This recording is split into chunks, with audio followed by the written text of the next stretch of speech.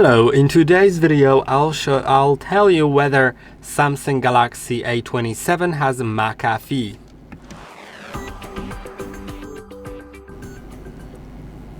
There's no such app, but it does have McAfee. I'll show you that. You can see there's no McAfee app, there's no antivirus app, but if you go to the settings, you can actually go to device care and then go to app protection.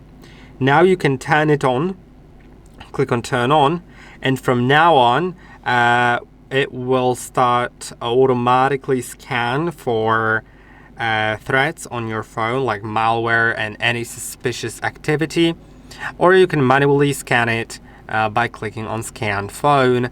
Then it will begin the scan and it will tell you whether you have any malware on your phone using McAfee servers. I hope that this video was helpful. Don't forget to like and subscribe, and I'll see you in the next one.